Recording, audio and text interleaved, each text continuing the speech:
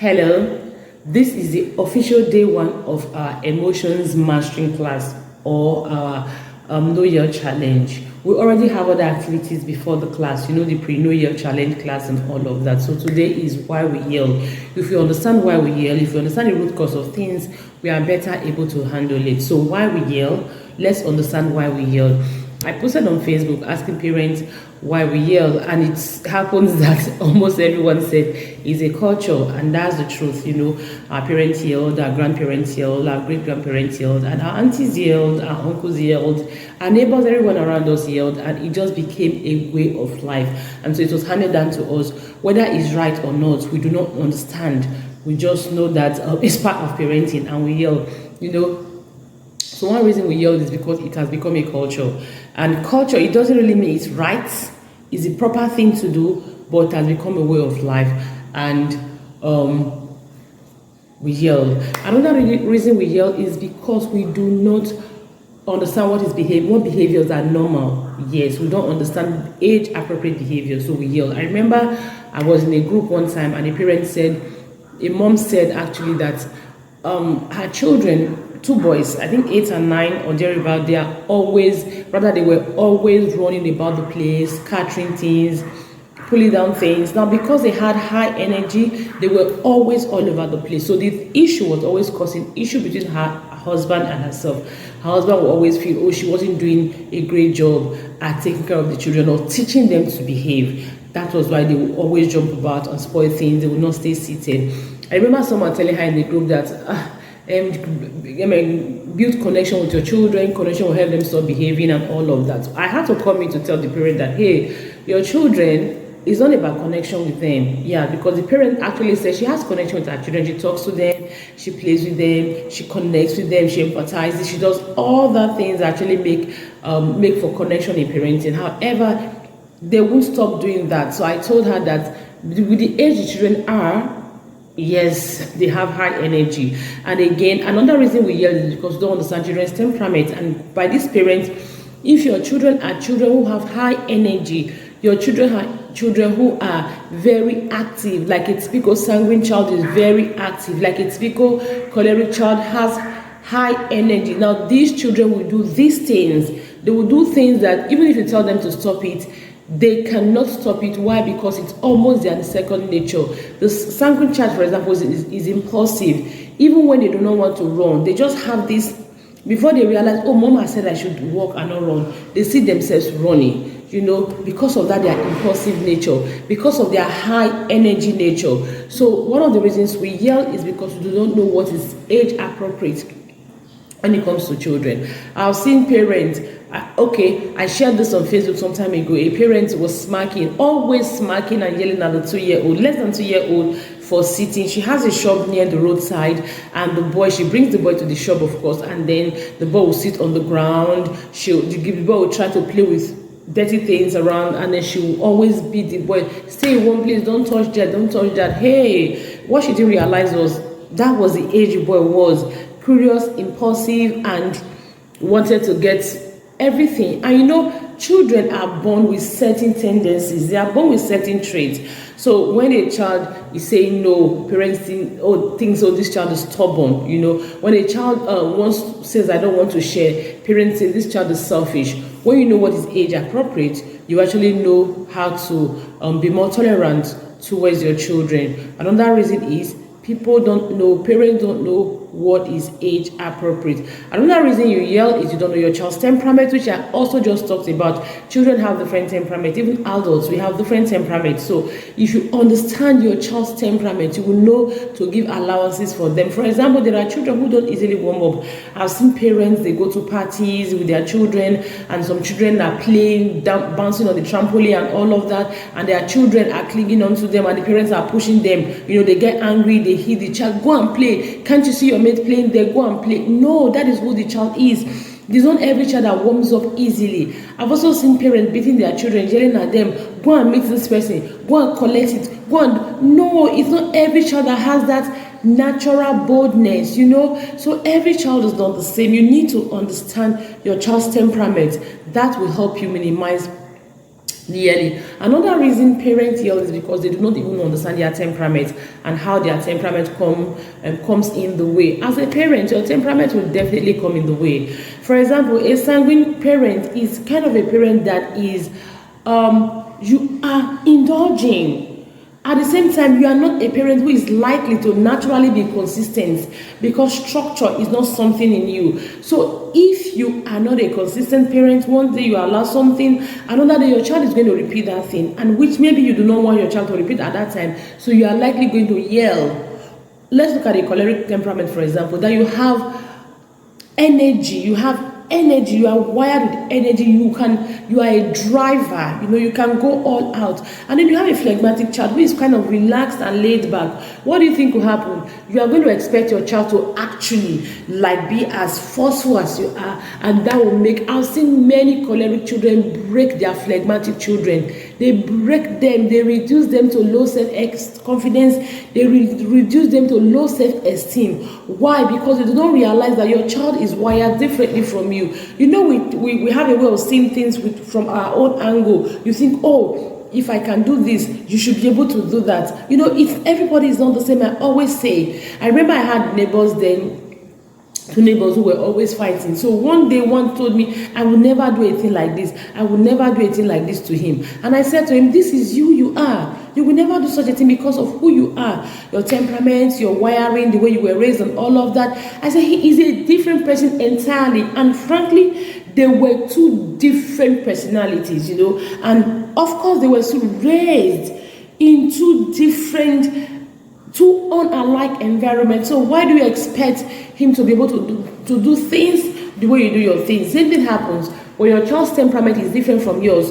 You are not going to behave alike. And as a parent, you need to understand your temperament and how it is coming in your way of parenting. You need to realize, as a choleric parent, you may be over demanding from your child. Now, the first stage, the first level to emotional regulations is self-awareness.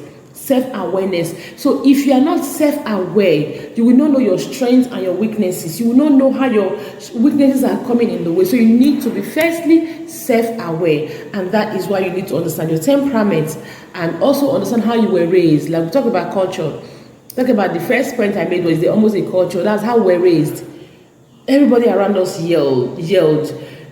Your neighbors yelled, your parents yelled. Even when they did not yell at you, they yelled at other people. So somehow, yelling just seemed to be the only way to correct. So you need to be aware of how you were raised, how your temperament plays a role. Another reason we yell is because we do not even understand what triggers us. We don't understand we've not taken our time to study patterns to understand our children's behavior that actually get us yelling. Another reason we yell. So now if you understand your child's behavior that gets you yelling, you understand patterns, you understand triggers, it is going to help you a great deal.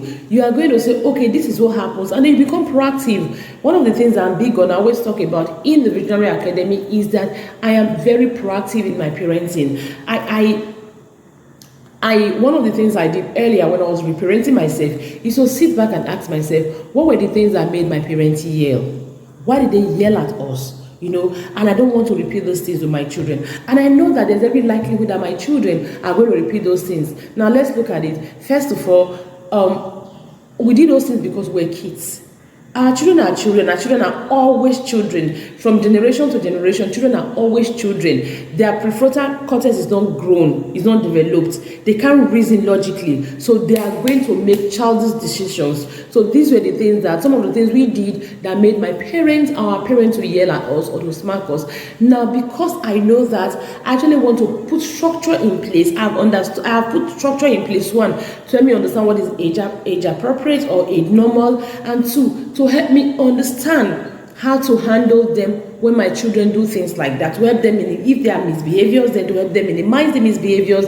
If they are not misbehaviors, structures in place to help them, to help me understand them and to help me respond to them even before they happen. So that is, you don't know your triggers, so you need to understand your triggers. Another reason we yell is because we have unmet needs. This is a big reason why we yell. You yell because you have unmet needs. Yes, you are pressured. And when we talk about pressure, it's not only physical pressure, financial pressure. A whole lot of things pressure you as an individual. You have goals you set, you're not able to meet your goals. Even these goals you set for your children, they're not able to meet their goals. We just have a lot of things. We go online, you see, people are maybe showing off or doing something. You feel, I think I deserve something like this, or I like something like this, or I really want something like this. A lot of things, actually put us under pressure. Or you have bills you have not paid. A lot of things put us under pressure. And when these things put you under pressure, you are likely going to react to your children unintentionally, unplanned. So we have unmet needs. Now this is why a lot of the courses we have after the emotions regulations courses are courses that will help us fix these things that actually make us yell. For example, we're talking about temperament. We have a book on temperament, understanding your child. We have a material on age-appropriate behaviors. You understand age-appropriate behaviors, or you actually know how to deal with them. That one is free. We have a class on how to take care of yourself, burnout, pressure, and all of that. That way, you are going to be able you are going to be able to take care of yourself. Those things that actually make you yell, those factors that come in your way that make you yell, we have provisions for you to be able to fix them, to understand them, to put structure in place to actually fix them. Then the other one is you do not know how else to fix your child's behavior. You don't know how else to discipline your child or to help them to modify behavior. Another reason you yell, I've seen parents say, I've done everything, this child is not just listening. So I think it's only yelling the child listens to. So again, we have a course on 16 ways to discipline a child without flogging. This course will tell you some of the misbehaviors, some of the misbehaviors you expect from your children. I will give you practical, effective ways to deal with those behaviors without yelling and without smacking your child, without even pressuring yourself. Because at the end of the day, when you are yelling at your child, you are smacking, you are doing all that drama, you are actually putting yourself under undue pressure. You are hurting your own self at the end of the day. Now, having talked about why we yell, let's look at where does the need to yell come from. It comes from the brain. Our brain has been wired to see behaviors from our children as threats. Now, that is why we yell primarily. Now, we have different ways of reacting to situations. You can either freeze, you fight, you take to flight. Different ways people react to different situations. However, when the situation is a threat and we feel we can handle it, we can deal with it, what is this? We want to fight. There are situations you just want to run. There are situations you just stay, you are frozen, you don't know what to do. But there are situations you want to fight. And our children's behaviors are such that we feel we can always fight back, we can always defend ourselves. Who are they? They are the weaker ones. So we actually, in the face of threats, we want to fight. So we see our children's behaviors as threats, and that is why we always want to fight.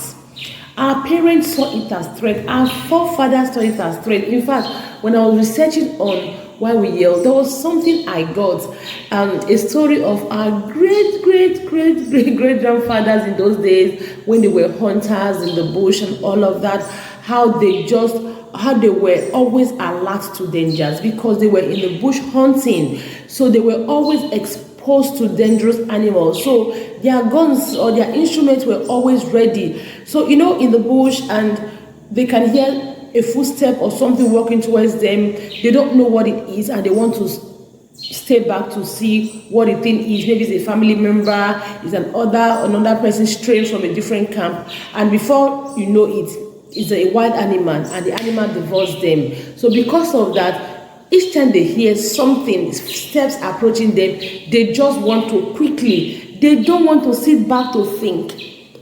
Could it be a dangerous animal? Could it be one of us or something? They don't want to step back to think. They just want to attack immediately so that they are not caught unawares. That is reactive response, and it was needed then. So over time, it became how we also respond. We see things, we see them as threats. We want to respond before those things even want to respond. So that is how we also treat our children's behavior. We see children behave, we don't pause to say, okay, is this a misbehavior? Is it my temperament that is analyzing this thing this way? Is it the child's temperament that is coming this way? Is it age appropriate behavior?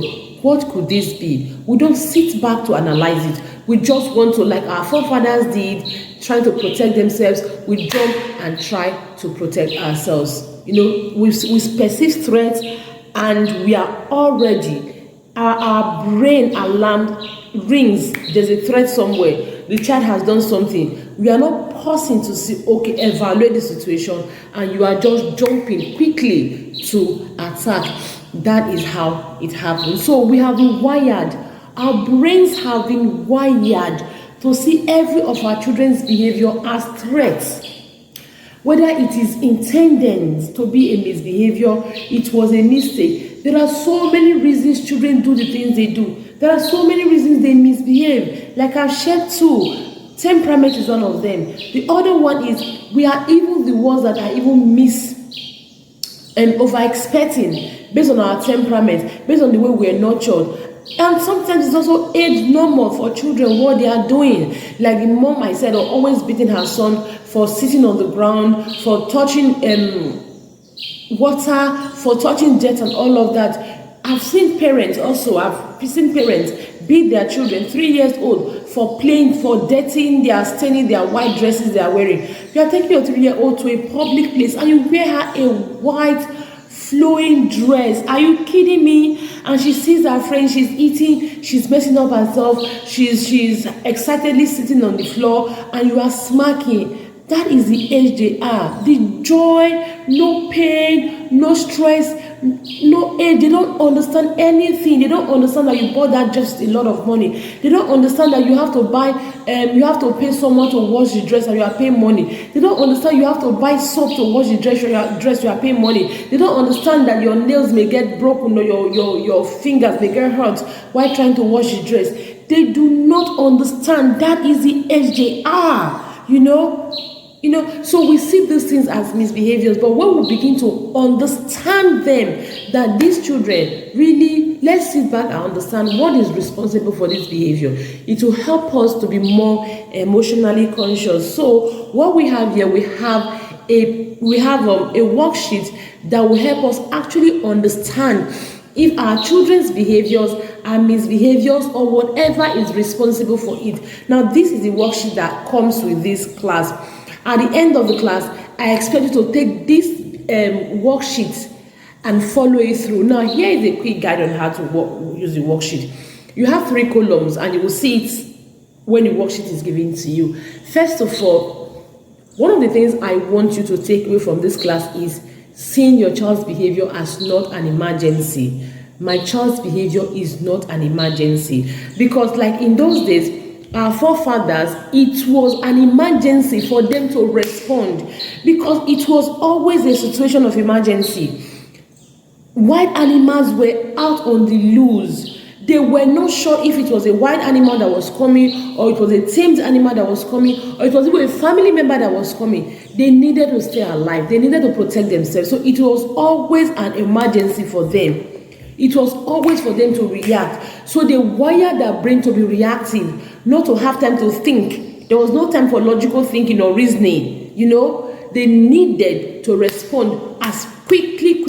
So it was an emergency. So for us as parents, our children's behaviors are not an emergency, and we do not have to react immediately. If we can let time pass between when they behave and when we respond to them, we'll realize that these things we are responding to, we did not have to respond the way we respond to them or we responded to them. So the thing I want you to do is create a mantra for yourself, and the mantra is, my child's behavior is not an emergency. My child's behavior is not an emergency. So, however, if your child's behavior is an emergency, because there are situations where the child's behavior is an emergency. For example, there's a jerry kind of fuel somewhere, and your child is going with a magic stick to light it up. It's an emergency. So what do you need to do? You don't need to think. You just need to yell, come back, don't go there. I actually saw a toddler wanted to go into was very close to a well, you know, and someone quickly distracted him by asking him, "Cheese, look at the phone and look at the picture." That was a fantastic way, an ingenious way to distract the child. So while the child was looking away, someone would quickly go and grab the child, you know. That case an emergency, that the child is about to fall into a well, a deep well, with even a tiny opening, you know. When a child, you see a vehicle coming, your child wants to run to cross the vehicle. It is an emergency. So you can yell, stop that, emergency, to save the child. Our emergency, I always tell my children in school that, hey, when it's an emergency means when it's literally an emergency, when the house is burning, it's an emergency, someone is going to get hurt, it's an emergency. So there's no fire on the mountain when your child behaves, so there is no point to yell. So you want to ask yourself, if it's an emergency, please yell. If it is not an emergency, you do not have to yell. You just pause and ask yourself, how can I fix this situation? It is not an emergency, so I'm going to take a deep breath, take a glass of water. I'm going to do a few things which we are going to cover in another class. Then I am going to think of how to actually, because the idea is to modify the behavior. It's not just to afflict pain on the child. It's not to cause the child pain, but it's to modify the behavior. It's not that instantaneous response that may not be deep-rooted, because we actually want to parent the heart of the child. So those now response, they don't get to the heart of the child. So you want to ask yourself, is it an emergency? Yes. If it's an emergency, then get it done, yell. But if it's not an emergency, you actually want to pause, take a deep breath, it can wait. So when you have the worksheet, we'll go back to the WhatsApp class and I'll explain further with the worksheet how you can, or in the Telegram class with the worksheet, we'll explain further, and you use the worksheet to actually track your children's behavior and know when they are emergency for you to respond to and when they are not emergency for you to respond to. So the Telegram class has the remaining of this class. Now we are looking at your early warning signs, that is your body cues, how you feel when you are about to yell, when something happens, when you see your child's behavior as a threat, how your body reacts to it. The truth of the matter is the fact that you've understood why you yell or where the need to yell remotely comes from doesn't mean you are going to automatically be able to stop yelling. No, remember, you've been wired, you've been hardwired over the years. How old are you? 25, 30, 35, 40, 50? Over the years, you have been exposed to yelling. You've been programmed to yell. You've been programmed to respond in certain ways to things. So just having the knowledge is not going to stop you from responding the way you have been programmed to respond over the year. You are just deceiving yourself if you think just having a knowledge will do that. So what do you want to do? You want to pay attention to your patterns, to the things that happen to you, when they happen, how they happen. And such is paying attention to what happens to you before you yell. Let me give you a practical example. You get into the house and you are someone who is very keen on tidiness. You want your house to always be tidied, and before you leave for work, you tell your children, make sure everywhere is tidy, and then you come in, you open the door, and the whole place is messed up. What are the things? How do you feel? What thoughts run through your head? So those are your early warning signs. They are the signs that tell you that, hey, you are about to yell. If you don't watch it, you are going to explode. Those are your early warning signs. Now, emotions, we have emotions come in two main parts. The psychological component, which is the thoughts, the attitude, and the beliefs that underline most of our emotions. The second part is the physical component. That's the bodily sensations that often accompany different emotions. So, for example, I remember back then in school when something happens, like you are going to check your result and people are nervous. I remember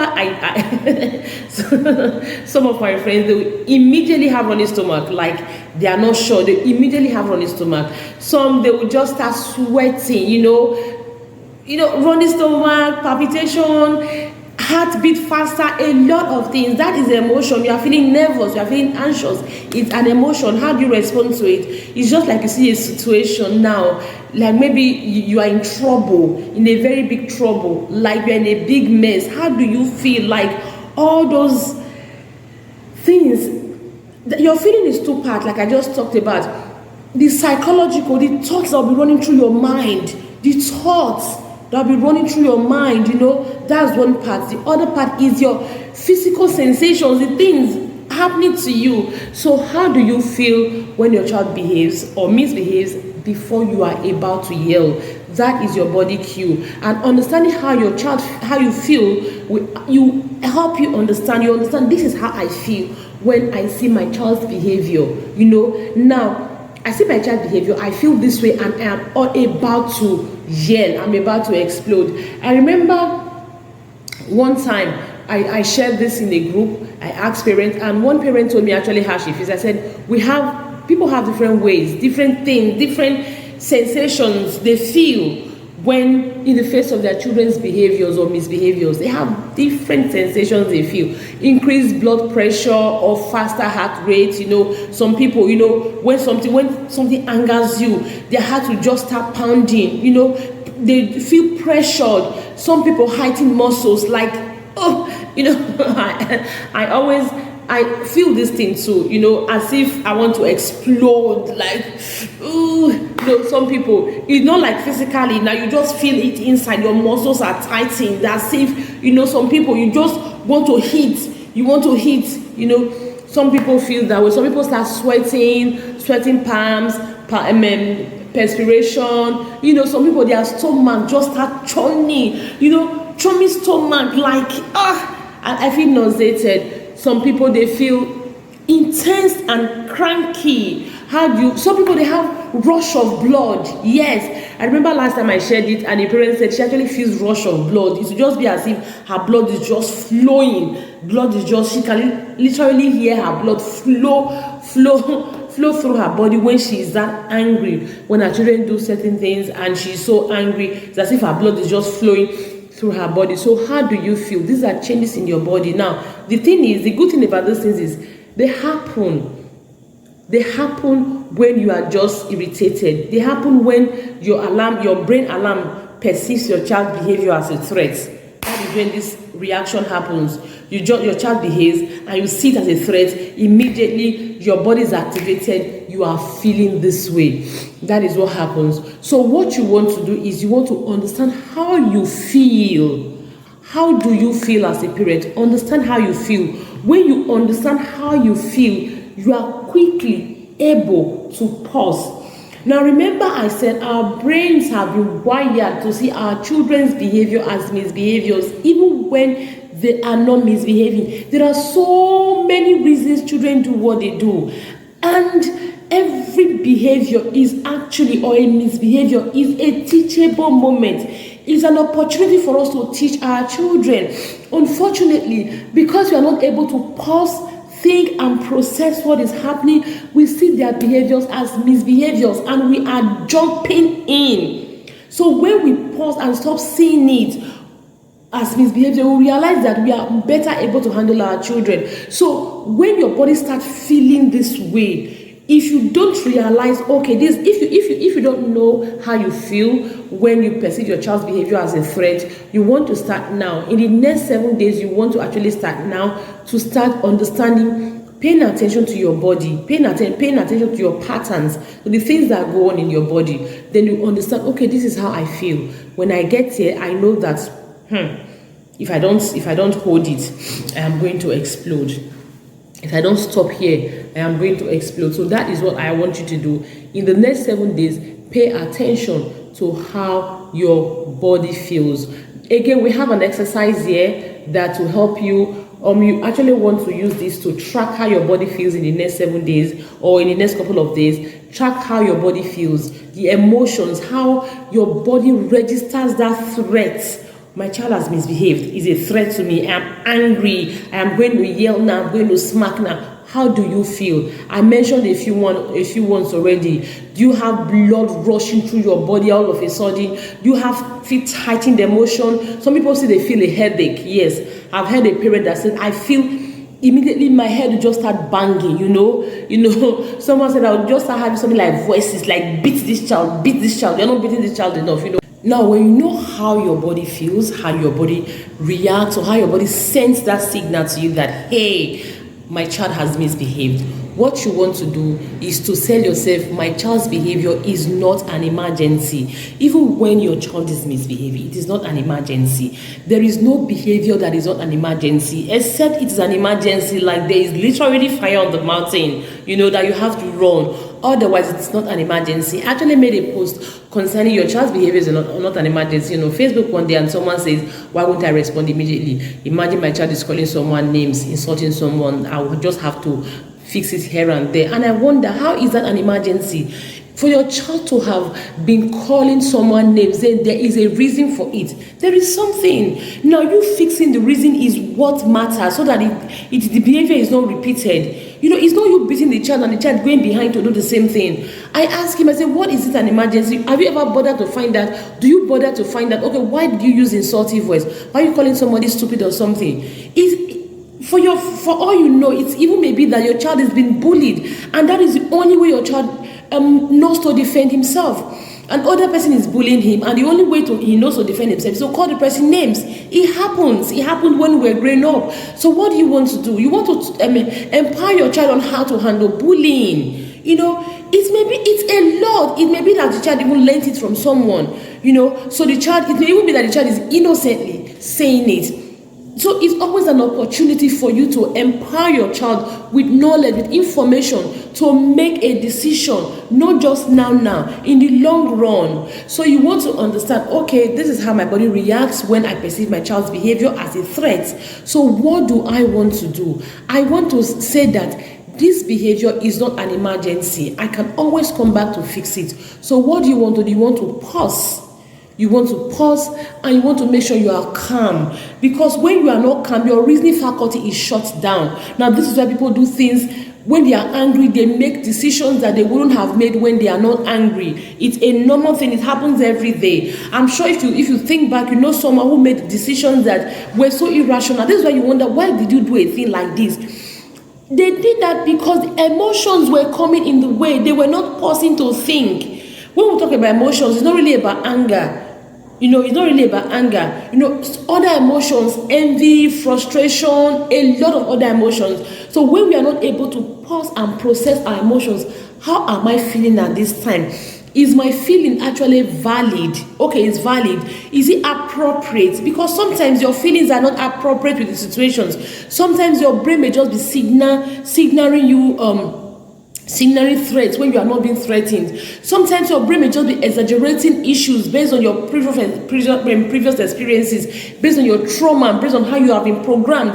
A lot of reasons are why you respond the way you respond. So if you are able to understand, okay, these are my early warning signs, these are my cues, these are my body cues, these are my yelling cues that, okay, if I don't step out, if I don't take a break, if I don't breathe, if I don't do a lot of things right now, I am just going to yell. I am going to yell, and I am going to go off my boundary. So when you understand your early warning signs, what you want to do is, when your brain alerts you that, hey, when your brain alerts you that there is a threat, you know there's a threat, what do you want to do? You want to pause.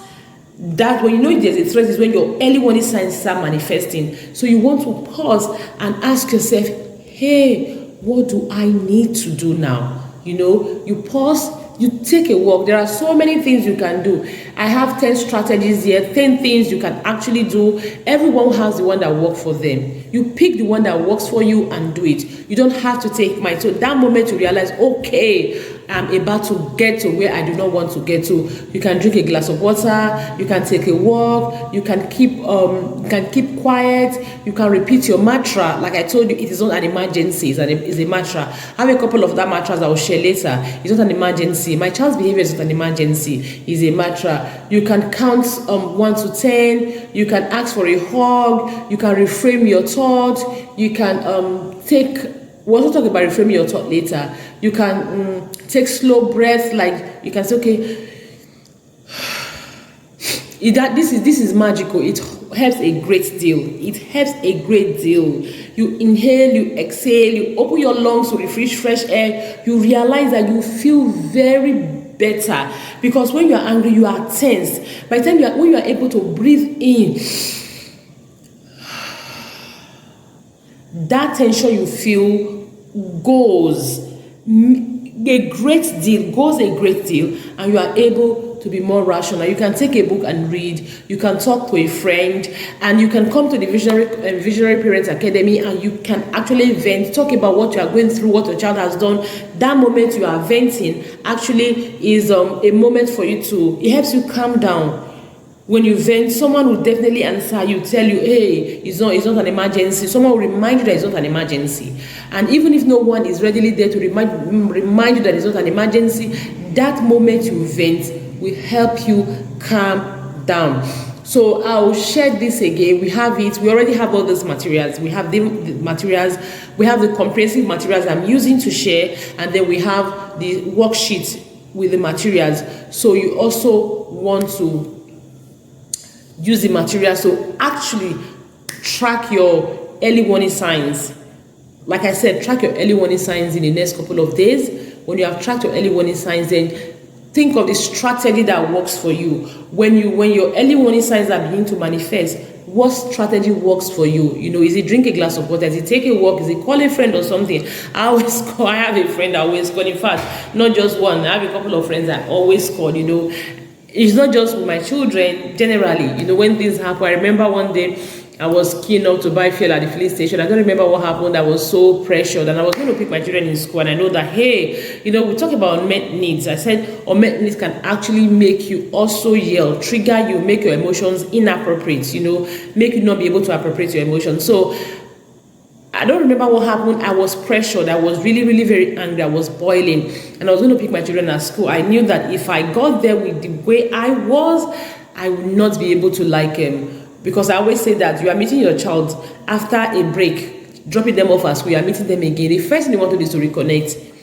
Because children go through a lot in school. They go through a lot in school, really, literally go through a lot in school. So what you want to do is be a safe space. When they reconnect with you, be a safe space for them to unload. Give them that warm hug. Let them feel at home. Oh, when you've been out all day, on a very good day, you come back home, your AC is on, everywhere is so comfortable. You just fall into your couch or into your soft mattress and you feel so good. Be that space for your child to come back. The day has been hectic, struggling to get some answers, having friends who are attempting to bully, having teacher who is snappy, having maybe the food they took to school, they are not very, they don't like it much. A lot of factors. Maybe they go to the playground, they were not allowed to use a particular play item they wanted to play. You know how we feel when things just, their typical days go the way you know how you feel when you're having a bad day. Some days they actually have bad days. So when you reconnect with them, you actually want to be that safe and comfy place for them to relax before you start talking about everything you want to talk about. So I knew that with the way I wasn't going to be able to provide that comfort and welcome for my children. So I had to call to just do all my venting. While I drove for like 25 minutes, I was venting, calling my friends and venting. By the time I got to my children's school, I was near their school. I was calm. I had actually let out everything. I was calm and I was able to reconnect with them. So you actually want to learn strategies that you can use to calm down when you are blowing hot. And like I said, you want to learn different ones. I've shared different ones already. And for the visionary parents, you have them in your book, because I always share this e-material with everyone in the academy. So another thing you want to do, for example, is at that time where you come in and you feel threatened and you have your early warning signs, you want to get yourself a mantra, something that reminds you that, hey, I am not an impulsive parent. I just don't jump in. I pause, I think, I'm able to self-regulate, I'm able to do this, and this. You actually want to pause Rather, you actually want to get a mantra for yourself, like short phrases that reminds you of your vision, short phrases that reminds you of your goals, short phrases that reminds you of your intentions towards your children and for your parenting generally. So you want to get a mantra. For example, you say, my child's behavior is not an emergency. It simply means that you are rewiring your brain to see your child's behavior as not an emergency, to see your child's behavior as not a threat, to see your child's behavior as not something you have to respond to now. So when you use that mantra that my child's behavior is not an emergency, like this is not an emergency, it is rewiring your brain to say, okay, I don't have to respond now. I don't have to respond now. So you have a couple of other mantras you can get. I have one here, I'm emotionally intelligent. Yes, I'm emotionally intelligent. It reminds you that, hey, if you're emotionally intelligent, then you have to calm down and think through what you're about to do before you do it. I do not overparent. This one comes handy where you want to jump in the way to rescue your child. Your child is struggling with something, and you know that even if your child is crying, they are struggling, maybe they are struggling to lace their shoes, and you know that, oh, my child should be able to lace his or her shoes at this age, but they are not getting it well, because some children, they are frustration intolerant, they are getting frustrated, and they are really blowing hot. So you have the urge to jump in to help your child. So such a matter that I do not overparent will remind you that, hey, helping your child fix this mess right now is overparenting. Your child makes a mess, you should be able to fix it. So when you see that your the place is messed up and you want to jump in to help, or you are nagging and yelling, you say, no, I'm not overparenting. It's a mess he has made. He should be able to fix it. There's no pinpoint for me to be nagging, yelling, or smacking because my child made a mess. No, the child will fix it. You tell yourself that you don't over parent. Another one is, my child is acting his age. Yes, it happens. You see children, you are able to say this when you're able to pause. If you're not able to pause, you are not able to say this. This is why I say understand threat. When your child's behavior is a threat, understand it. When it's an emergency, when it's understand that when it's a threat, pay attention to your early warning signs and understand, okay, this behavior is not a threat really. Then you are able to say your mantras. It is an age-appropriate behavior. This will be fine. I can stay calm. A lot of them actually have 30 mantras here, and you can create any one that absolutely work for you, or you can get one of these mantras and run with. I always love to use I'm not an emergency. I also use I'm a visionary mom. A visionary mom reminds me all the time that I'm parenting towards a vision. I have a big picture. It reminds me that, hey, every time my child can learn from every time my child can learn, it's the big picture for me. It's not just the today. No, it is the big picture for me. What can my child learn from this situation? That's another mantra. That's what I also always use. What can I teach? What can I teach with this? What can I teach with this? Actually, something actually happened yesterday. Maybe I don't want these videos to be too long. I would have shared. So maybe I will share on my Facebook. So you can actually follow me on Facebook and see some of the things I actually share. Childhood baggages. Another major reason you are not able to appropriate your emotions is childhood baggages. I know of a parent who the daughter actually went to visit the neighbor, and when she came back, because she had given them instructions not to visit neighbors, when she came back, she beat Shaggy out of the daughter. Now, why did she beat Shaggy out of the daughter? Because she was trying to protect the daughter. She was a parent that was raped as a child, and now that trauma, that baggage, she has not healed from it. I was watching a movie yesterday, and the man just remarried, and the daughter was lying against the man. I think 12-year-old was lying against the woman, saying the woman was maltreating her and all of that. And the man actually asked the woman to go.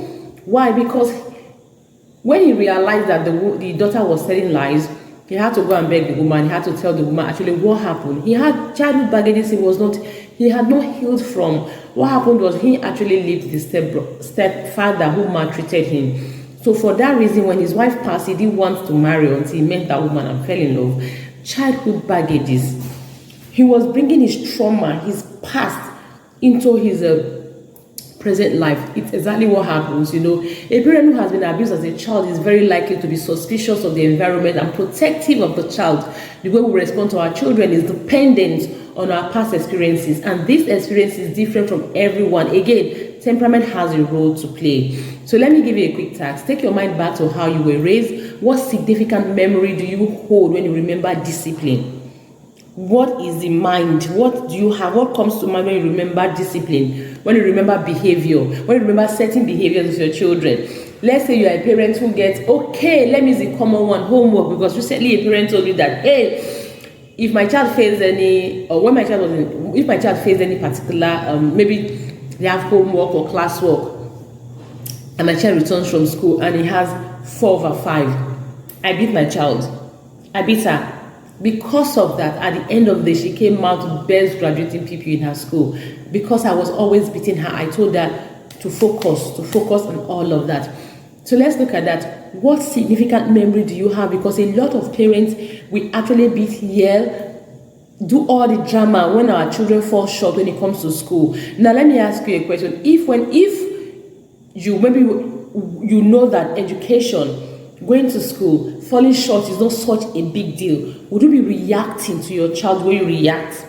You will not be reacting. So you have been programmed to see good grades as ultimate, as a major one. So that is why you are running with it. Let's leave that aside. If you are a parent who, when your child doesn't do well in school, you want to like bring the roof down, take your mind back to how you were raised. How did your parents react to your education, to your academics, to your grades? I know that is one of the things I want you to take your mind back. How you discipline your child now is greatly influenced by how your parents disciplined you. What they discipline you. I remember I've shared this in the Visionary Parent Academy a couple of times. I remember when my kids were much younger, they'll be playing, running about. It used to irritate me. If it irritates me, stay in one place, Then my living room was pretty big and they had space to be running about. And I used to get really upset. Why are you so restless? Why can't you stay in one place? Until I had to sit back to self-parent, and I realized that these children are actually exhibiting a normal thing. Did I want them to sit in one place? Of course, they will not be able to sit in one place. If they sat in one place, won't I be worried that they were sick? Of course, I'll be worried that they were sick. They were running about and playing and giggling. So why was this such a big deal? Because growing up, it was how I was raised. My father dare not be at home and you'll be running about. You'll be talking. He'll hear your voice. Excuse you. What are you saying? You are either buried in the book, reading your books, or you keep quiet. My father will be in his room and he'll hear your voice. And then the next thing, you come and get what they call calabar knock, give us, So that was my childhood baggage. That was my childhood trauma I was bringing to my parenting. So again, the way you were disciplined as a child, you are likely going to discipline your child that way. Now, it doesn't matter or not if the child is actually misbehaving. You have been programmed. The response you got from that particular behavior was that you were misbehaving. It was a threat to your parents, so they reacted to it. So you have been programmed to see that behavior as a misbehavior. You have not healed it from it. Now it's your time as a parent, and your children are actually exhibiting that behavior. You are responding to it the way your parents responded to it, because you have not healed from that. You have not self-parented.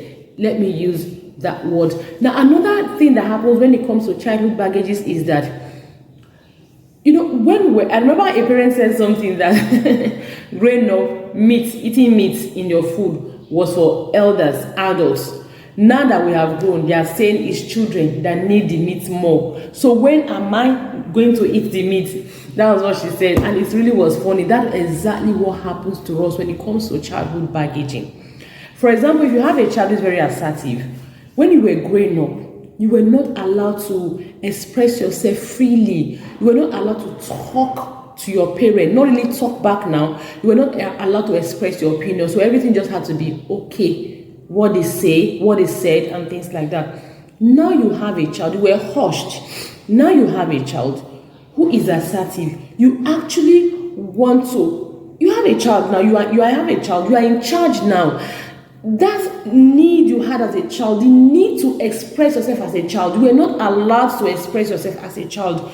Now that you are a parent and you have a child, the need to express yourself is still there, and your child is not coming to talk back, to express herself. You have not gotten yourself from the fact that you were not allowed to express yourself. So your child trying to express yourself is going to appear as a threat. It is going to make you yell. Remember, it's like my friend said, when will I eat the meat? So it's not like, when will I now be in charge? As a child, you were not allowed to be in charge. Now you are grown, you are still not allowed to be in charge. No, you are not taking it. So you are going to likely stand up and say no to your child. So it is another childhood baggage. So one of the things parents need to do, you need to do as a parent, you need to heal from your childhood baggages. You need to go back and visit your childhood baggages. Again, we have a course here that is breaking the patterns, parenting patterns, talking about healing from childhood baggages and all of that. It's part of the visionary parents. So all the courses I've been talking about, 16 ways to discipline a child without yelling and all of that, and your family constitution, which is also a book that will help you structure your home and have your children minimize behaviors, get them cooperating and all of that. They are all part of what comes with the Visionary Parents Academy when you register. So you need to go through your materials. If you have not gone through your materials, please go through your materials and read and understand all of them and come for discussions, for questions, and let's take it further. So here's a task for you. You want to take a sheet of paper and write down every single thing. In a sheet of paper, write out some of the behaviors that got your parents yelling at you. What were those behaviors that got your parents yelling at you as a child? When you were a child, you want to write them down. They are also in this material that you will have as a visionary parent. You are going to have this material. So our childhood traumas did not only come from our parents, that is absolutely true, but also came from people and events around us, such as being bullied, not being favored by friends, being body shamed. If you were bullied as a child, it may begin to play out now in your relationship with your child. The anger you bottled up then, now you release that, you have a weaker person. Another example is if your parents were perfectionists, always expecting to uphold certain standards, you may also get easily upset when your children break tiny rules, when their room is messy, when they do not get it right at first, when they do not do the dishes well, and all of that. So your childhood baggage is a pattern that begins from your childhood and create a parenting pattern for you. So you need to trace back how you were raised, how you were disciplined, the event that happened in your life that you remember. I remember growing up, one of the major events I don't forget wasn't even by my parents. I was growing up, then I had a friend and she said to me, you are a fine girl, but you have brown teeth. You have brown teeth. And he said, how will you get a boyfriend now with your brown teeth? Things like that. That actually imprinted in my brain for a very long time. Like, even when I was ready to date, I was in university and all of that, it was always something that always made me feel, how will I get a boyfriend? How will I get someone to like me because of the color of my teeth? So trauma, childhood baggages, they can also influence how you relate with your children, how you discipline them. So you want to go back and check the behaviors that got your parents yelling at you as a kid. So you also want to now sit back and compare them to the behaviors that get you yelling from your kids. One is you as a kid being yelled at. The other one is you as an adult now yelling at your children who are kids. You want to compare them. Then one of the things you want to do, you want to sit back as an adult and ask yourself, how do I wish I was corrected as a child?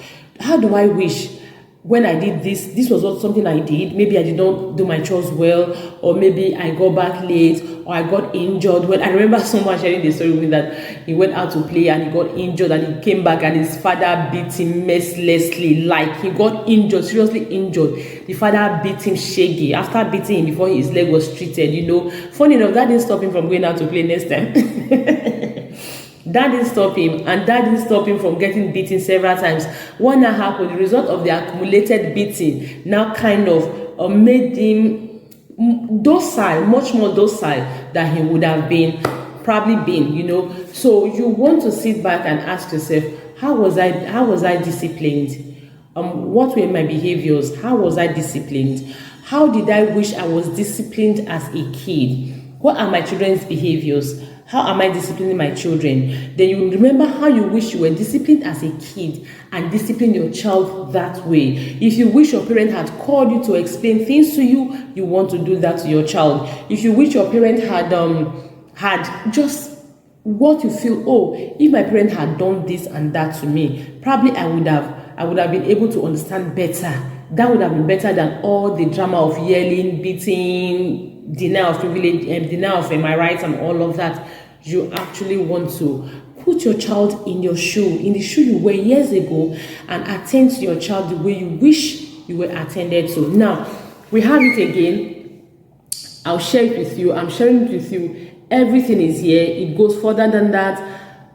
You have the sheet on how to reconcile your behaviors, your child behaviors, and your parent's discipline and your discipline. You have a sheet to do that here. Now, here is what I also want you to do that will help you a great deal in reconciling your behaviors, your children's behaviors, and all of that together. Now, remember that many of our parents didn't parent with a vision. They didn't have a vision. Nah, they just parented. That was why they were not intentional, because if you have a vision, you are intentional. You walk towards your vision. That is it. If you have a vision, you walk towards it. So our parents, many of them were not intentional. So because of that, they just did what they wanted to. They winged it and they did all sorts of manners. So what do you want to do? You that is intentional, you that is a visionary parent. So the first thing you want to do is what kind of a child do you want to raise, really? And we have this again. Parenting with a vision. We have our vision templates that will help you create your parenting vision. We have it. I don't know if you've gone through it. If you have not gone through it, please go through it and create your vision, because it helps a lot. I said one of my mantras is I'm a visionary parent, and that's because I have a vision. We have our vision board. I remember sometime earlier this year, we created our family vision board, our values, everything in this community. So if you have not created your values, if you have not created your vision board, you need to run and do it already. You know, we have all the materials we've shared in the past that will help you. We have templates for for every topic we treat in the Visionary Parent Academy, we have a template, we have a guide, we have a worksheet that will help you create your own. So we are not just teaching and leaving you hanging. No, we're actually literally holding you by the hand to actually create an effective parenting system in your home. So you want to go and create a vision, because it will come very handy. Your vision will always remind you of your parenting choices, your decisions, what you are doing, what you shouldn't be doing, and all of that. So like I was saying, you want to sit back and ask yourself, what child do I want to raise? What experience do I want my child to have at the end of the day? Do I want my child to be assertive? Of course I do. Do I want my child to be independent? Of course I do. Do I want my child to have healthy self-esteem? Of course I do. Do I want my child to be able to make decisions? Yes, I do. Do I want my child to be able to be strong-willed, to have willpower? Yes, I do. You actually want to list them out, and then you want to look at your discipline, your reactivity, your reaction to your child. Are they what will actually make your child be these things you want your child to be? Are they? You always hush your child, because when you were a child, you were not allowed to speak. You were hushed. Now, like my friend said, when will I eat meat? Now you're asking yourself, when will I have a voice? When will I be the one talking? So you want to hush your child. Is your hushing your child going to help you raise the assertive child you want? If no, then you need to know that, hey, hushing my child will help me raise timid child, and I do not want to have a timid child. You want to go back. What am I doing? Is it going to help me raise children with healthy self-esteem or low self-esteem? Is it going to help me raise children who will be independent, or children who will be forever be dependent on liabilities? You want to go back and write them out and know exactly what you are doing. Again, this is why parenting with a vision is very important.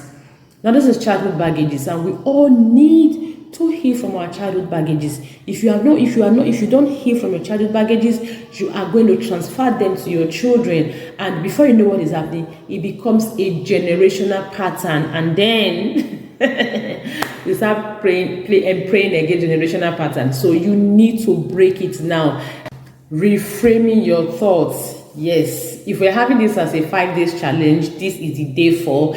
And if we're having this as a 5 weeks challenge, this is the week 4. reframe your thoughts. I mentioned it briefly and I said I was going to talk about it elaborately, and that is what I am doing here. Now, one of the reasons we yell at our children is because we have programmed our mind. We see their behaviors as threats. That is what happens. So you come in, you see your child misbehave, you see it as misbehavior. Every single time the child is misbehaving. I've seen parents say, do you want to kill me? Did they send you from the pit of hell? All sorts of manners, because we always see our children's behaviors as misbehaviors. So that is why. Now, even when we don't see it as misbehaviors, we always see it as something not positive. We see it as negative. A child is failing in school, we are agitated because we see that failure, when a child doesn't do well in school, the child will not amount to anything in life.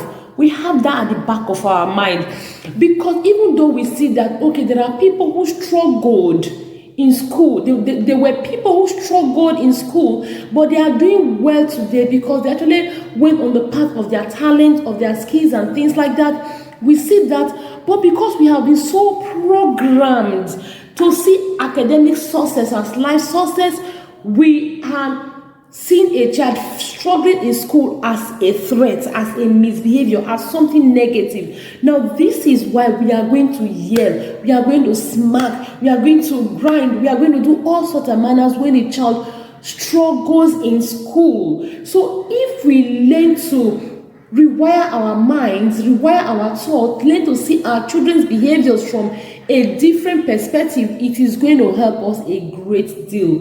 When we always see that children are not misbehaving, what a child is doing is not always negative. What a child is doing is calling us for help. It's an opportunity for us to teach them what we actually want them to learn. It's an opportunity for us to connect with them. It's an opportunity for them to build the children want to see. We are likely going to, because it's one thing for you to say, okay, I am not reactive, I'm actually responsive. So I understand my emotions, I understand my early warning signs, my cues, I know my mantra, I know it's not an emergency. I'm able to pause and breathe, drink water, take a walk, or call a friend, or read a book. I'm able to do all of this when my child, when something happens, when I perceive threats.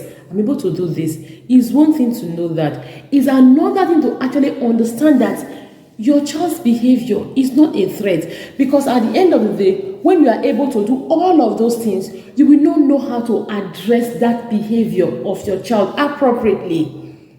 Because emotional intelligence is not complete if you do not know how to appropriate that emotion. So your child is behaving. You actually want to understand exactly what it is.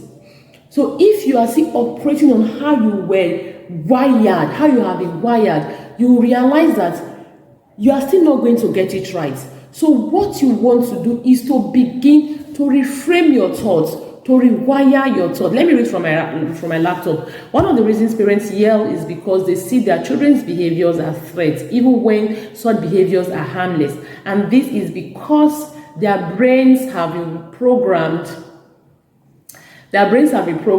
to give negative interpretations to many harmless behaviors. This negative programming helps to form a thought pattern, and it is a thought pattern, and as it is with our thoughts determine our actions. Your thoughts influence your response towards your child behaviors. Positive thoughts invoke positive responses, while negative thoughts invoke negative responses. For many times parents yell, it is because they have negative thoughts about their child or one's behaviors.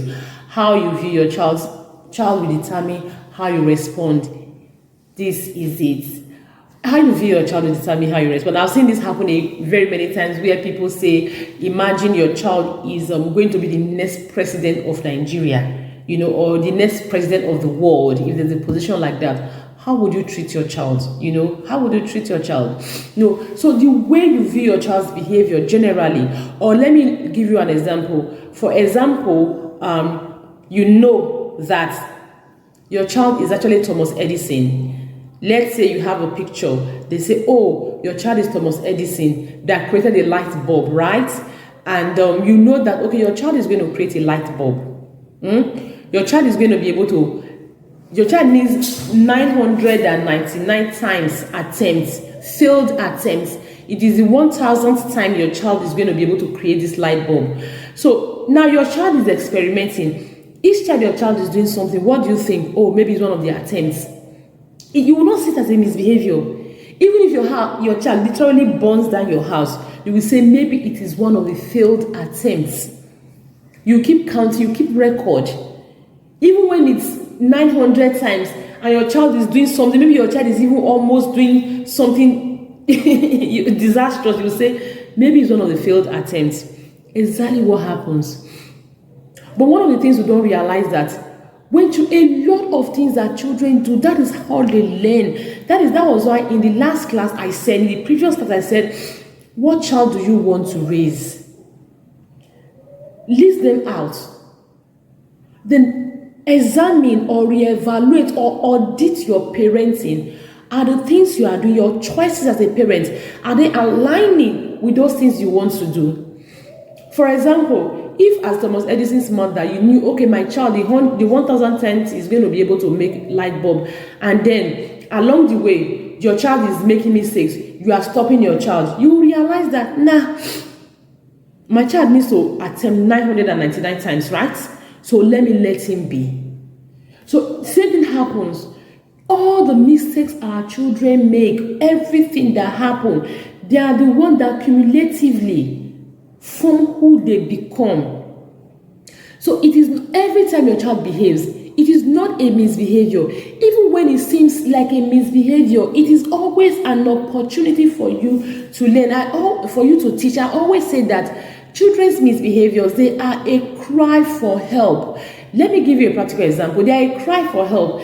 Sometimes you may have taught a particular skill to your child. You have said it over and over again. It simply means that your child has not learned that thing you are teaching, or your child needs a superior skill to master what you are teaching. For example, children need self-discipline to be able to master a lot of the skills you want them to master. So what do you want to do? You want to pay attention to self-discipline so that they can master some of the skills you want them to master.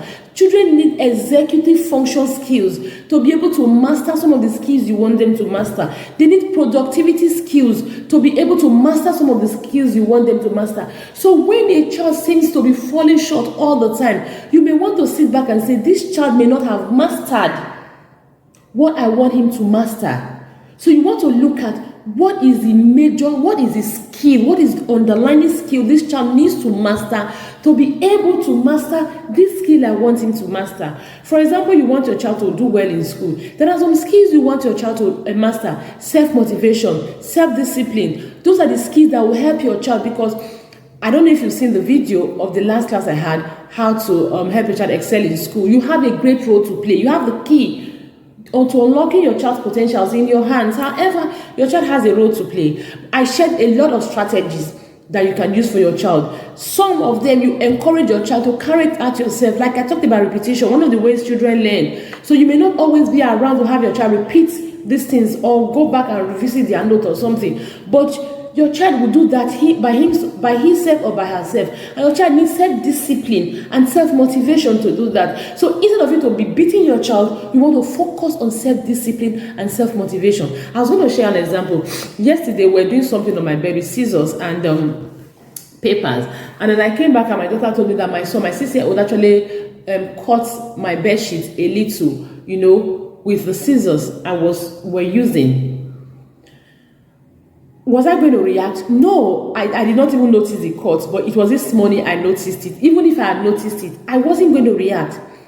It was an opportunity for me to teach him self-discipline. We went into self-discipline. I had to marry that act of touching the scissors. I married it with other many things, like going to school. They have a canteen in their school where children go and buy things. I don't give them money. I was telling him, imagine you saw the scissors, you had not touched it, you wouldn't have been tempted to cut. So one of the ways to avoid temptation is avoidance. Avoidance, you avoid it. So if you had avoided touching it, you wouldn't have be tempted to cut it. Like I told them, when your friends are going to buy snacks during lunch, you have your food, you have your snack. You don't have to follow them, because if you follow them, then you'll be tempted to want to beg, to share. You'll be tempted to say, mommy should also give me money to go and to buy snack in school. You'll be tempted to go and take money where you did not keep it, stealing, to go and buy snacks.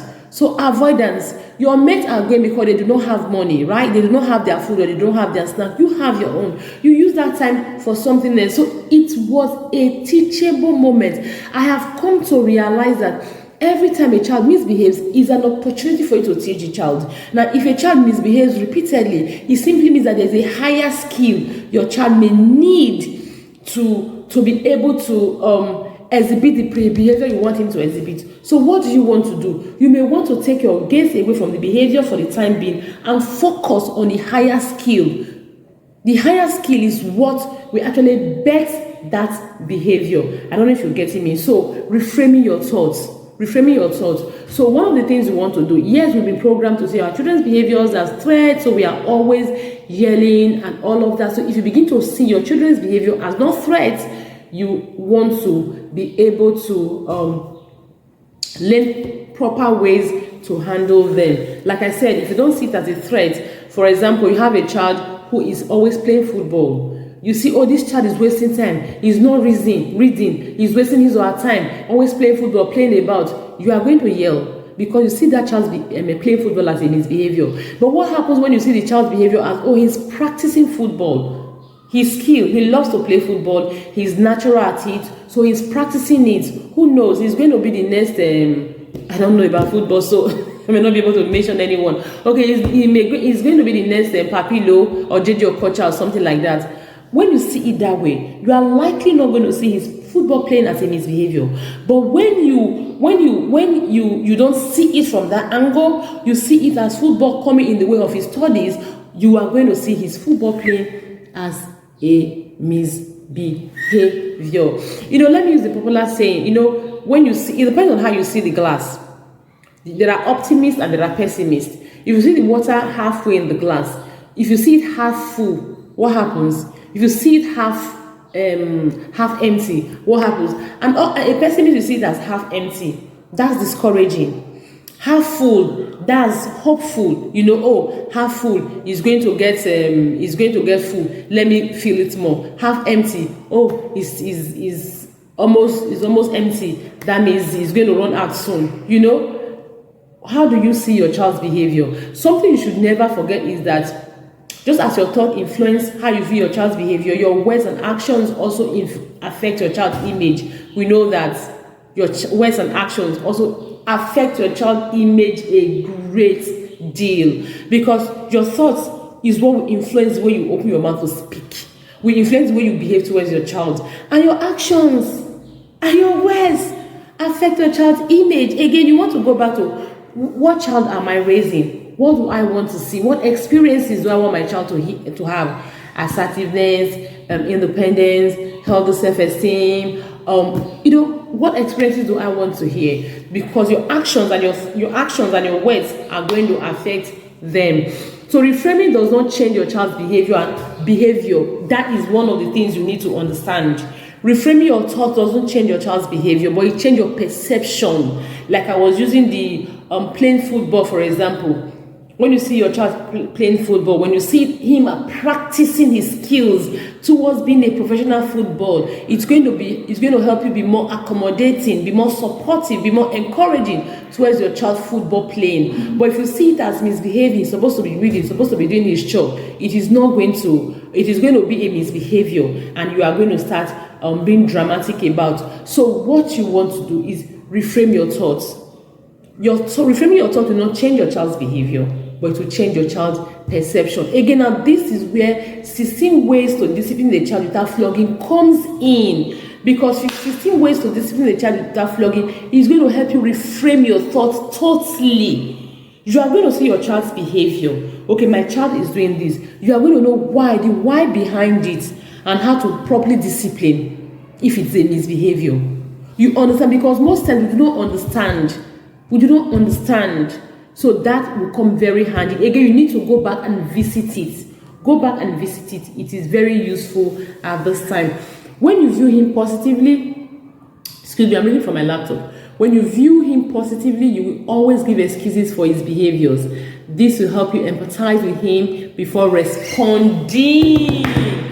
When you view your child's behavior, maybe for example, your child is playing football, for example, when it's supposed to be your child is playing football, as again reading. When you view it, oh, my child is practicing. You already have given an excuse for him. He's practicing. Now, giving an excuse for your child doesn't mean that when it's a misbehavior, you are not going to deal with it.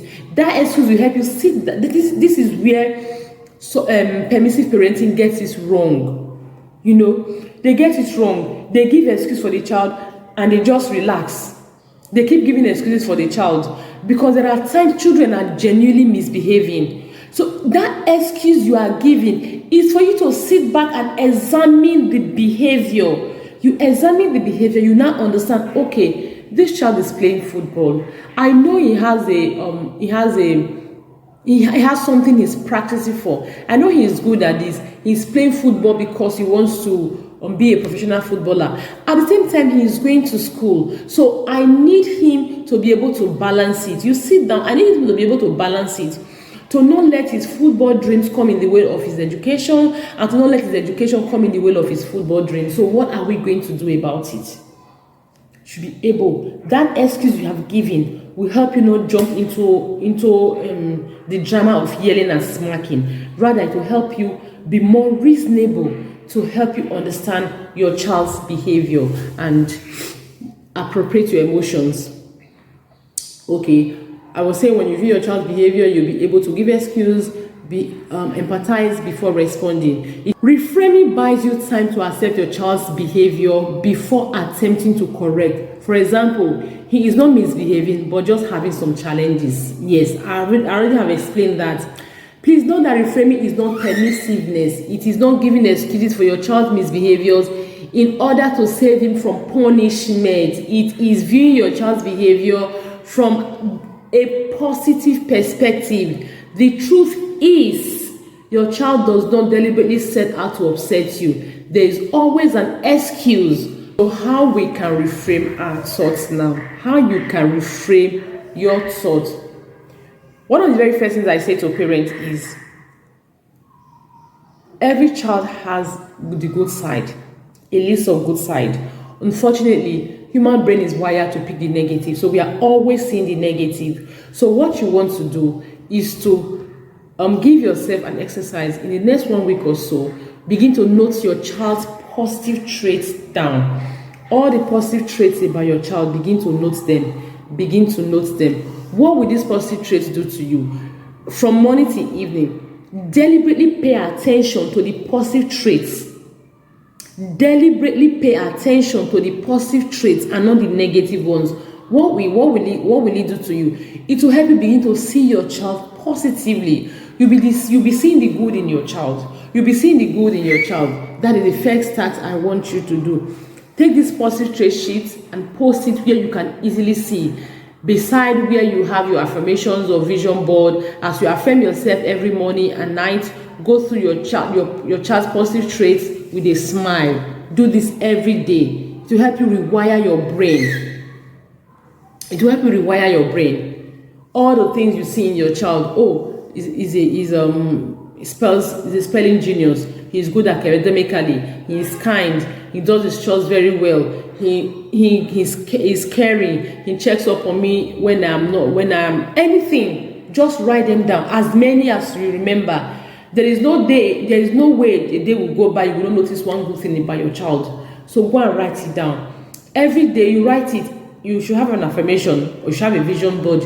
You write it, you place it near your affirmation or near your vision board. As you wake up in the morning to affirm yourself, as you wake up in the morning to look at your vision board and attract it into your life, you actually see your child's positive trait for the day and you smile. If you have 10 children, write their names and write the traits about them. It reminds you that, oh, my child is a good child after all. So the more you see those positive traits, the more you begin to see your child from the good side. Now let's look at another thing you want to do is you want to note your child's behavior. your child's behavior. Then you want to note the negative thoughts. Every behavior has both negative and positive side of it. So what you want to do is to note the positive side of the behavior and the negative side of the behavior. Now this sheet is also in this Know Year Challenge Day 4, and I'll share it with you, or rather I've shared with you. You want to use it. You also have the instructions there. Now the truth of the matter is, for every negative behavior, there is a positive side of it, whether we like it or not. I read somewhere that when children begin to tell lies, that it's actually something positive because they are becoming creative. They are creative. That was I read. I said, wow, telling lies, they are creative. And if you actually want to look at it, it takes critical thinking, creativity for a child to be able to just cook up a story and say what did not happen is what happened. You see that? It doesn't mean, like I told you, it doesn't mean that you are going to swallow the behavior. Hey, no, you're not going to swallow the behavior, but you are going to see the positive trait. You calm down, and then you now weigh the behavior. You evaluate it very well before you are able to create a structure, because it is not about fixing it now. It's about reaching the heart of your child for the future. And you jumping into it you will not be able to reach the heart of the child for the future. So you want to look at the good sides of every behavior. What is the good side of this behavior? Your child is talking back. Okay, your child is talking back is rude. And talking back is being assertive, being able to defend herself, not being pushed about. That is one thing. Your child is playing football instead of reading. Okay, he's practicing his skills. He's bored and he's using that productively. He's not indulging in crime. He's not going to fight in the neighborhood. He's not going to corner to start masturbating or touching himself or something. He's playing football. He's using his energy positively. That is a positive side of it. Now, the truth is, many times for some behaviors, you may not be able to see the positive side. It is true. So, however, you can always give an excuse. There is always something responsible for that behavior. There may not be positive side, but there is always something responsible for that behavior. For example, some children, they have unmet needs. Unmet needs can actually make a child misbehave, make them feel cranky, So you want to sit back and look at, okay, what is the unmet need in this misbehavior? I've seen a child, the mom said, oh, my child stole my money. And when we were talking about it, and the child said she walks to school, every of her friends takes bike back home, and she started walking alone, and the school is far, and the sun is so much. That was it. That was an unmet need. She also needed to leave the sun. Unmet need, and she didn't know how to talk to her mom about it. She resorted to taking her mom's 100 naira, 150 naira, 200 naira, and that was it. So you need to understand that the behavior may not have positive side, but there is always an excuse you can give. And when you give that excuse for the child, the excuse they get is not for you to swallow the excuse and encourage him misbehavior. Hell no. I've explained this over and over again. The excuse is there for you to take time, to buy some time before you go back and attend to your child's behavior. Now, we have another sheet in this material I'm using that I'm going to share with you. For every time you correct your child, what is your goal? What is your goal for correcting your child? That is the truth. Now you have it. Remember, we are reframing our thoughts. You have a particular thought. Oh, my child is negative. Now, in your mind, you are correct, you are yelling and smacking because you want your child to go from that negative thought of yours to the positive. Let's say your child, you come back home, your house is all messed up, you are angry. Oh, my child is so lazy. She did not do anything. Your thought is lazy. Your child is lazy. That thought is what triggered you. That laziness is the threat you are feeling. This child is lazy. So, what do you actually want to do? You want to move your child from being lazy to maybe hardworking is what you want. So you want to identify your child's behaviors. What are the behaviors? What are the thoughts? What are the thoughts behind? What are your child's behaviors? What are your reactions? What are the thoughts behind your reactions? Now, the thought behind your reactions, then sit back and ask yourself, how can I move my child from these thoughts, from the thought behind my reaction to the thought which is my goal? You have behavior, your child has behaviors, right? And you have your trigger. The behaviors are the things that trigger you. You are triggered because of the thoughts. You have a goal. Every parent has a goal. So whether you deliberately say, oh, I have a goal, I don't have a goal, you have a goal. Whether you deliberately say, oh, I have a framework, I have a vision, have a framework, I have a plan, you have one. You have a goal as a parent. It is your goal. That is why you are yelling, that's why you are smacking, that's why you are doing all the things you are doing, whether you intentionally do it or not. You have one. So you yell at your child, maybe your child does something, you yell. It is because you have an expectation that your child is falling short. So you want to ask yourself, what is the thing that is making me yell or making me react? What is the expectation I have of my child? So how do I move my child from point yelling to a point meeting my expectations? Now that is the last thing I will share with you on the reframing your thoughts. Now again, we have these 16 ways to discipline a child without yelling that will help you achieve this. You need to go back to it.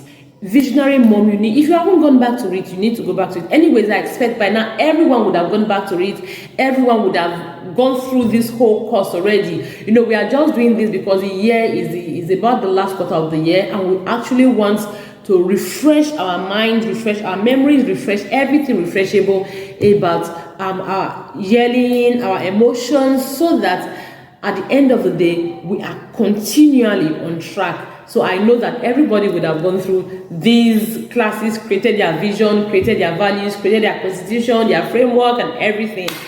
Next month, we are still going back to creating our framework. So we are going to do it one by one every time we meet, so that at the end of the year, everyone will have their own framework to run with. So whether you are coming back to the Visionary Parents Academy next year or not, you already have your framework you are running with. Unmet needs. This is the last one. So if this was a challenge, this will be the last day. Day 5. Unmet needs. One of the reasons that make us yell or make us not able to appropriate our emotions. Now, the first day we talked about why we yell, where the need to yell comes from, or rather, that's the first one. The second one is we recognize our early warning signs. I told you those cues, those things that happen when we see our children's behaviors as threats, those things that actually show that we see them as threats.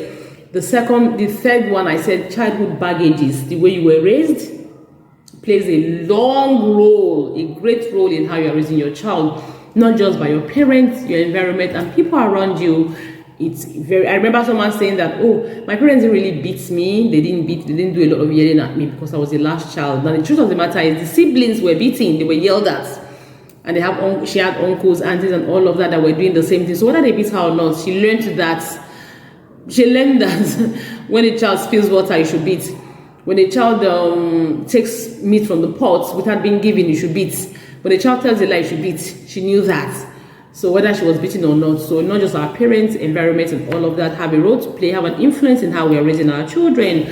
And therefore, we talked about reframing your thoughts. I talked about this at length. I emphasized it. I said, if you see your child's behavior as misbehaviors, you see them as threats, you will always want to yell, you always want to beat, smack, or do anything. But if you reframe your thoughts, you begin to look at them from a different angle, a different perspective, it's going to help you give excuses for your children's behaviors. And I said, those excuses are not for you to sit back and say, oh, Coach Urebo said, give excuses. No, I did not say give excuses and allow your child wallow in misbehaviors. No, I said, give excuses and let time pass. That excuse is enough to buy you time before you come back. Because your child's behavior is not an emergency.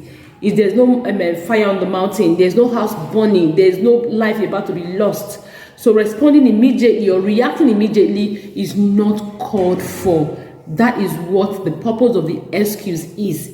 It is not called for to respond instantaneously. You can always pause and then you come back and you think of how to appropriately respond to your child's behavior. Now, the next one we are talking about is unmet needs. Yes, when we have needs that are not met, when we are stressed, we are under pressure, a lot of things happen to us, you know. If you go back, if we have a pre-no yelling challenge activity that usually happens before we even start the yelling no yell challenge. We have our trigger tracker in the pre-no yell challenge. You have it already. So if you go back to that pre-no yell challenge, the idea is for you to take note all the things that actually make you yell. The things that make you yell, not just your child behavior is fine. The things that happen before your child's behavior, the things that happen. So realize that many times we have unmet needs. For example, you are pressured. We have needs that are not being met. You are hungry. It is going to make you yell. Just as the same thing your child has unmet needs, going to make them misbehave. Again, this is 16 ways to discipline a child without flogging. You need to get it. Oh, sorry, you have it. You need to go back and visit it. It's something like a parent told me that she was studying it like a Bible.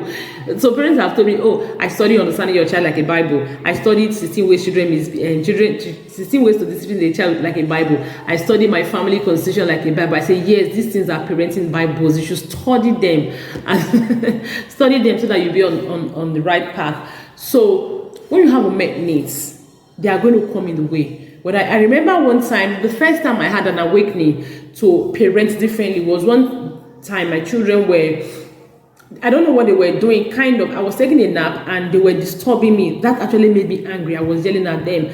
So when I sat back, I asked myself, ordinarily, if they are doing this and I will not react. But because I want to take a nap, and they are behaving, they are playing and all of that, it's not allowing me to take a nap. That is why I'm yelling. So if you want to look at it, I wasn't yelling because my children were misbehaving. I was yelling because I wanted to take a nap. I had an unmet need. Now imagine if I had taken a nap successfully and before they started doing what they were doing, I wouldn't have yelled.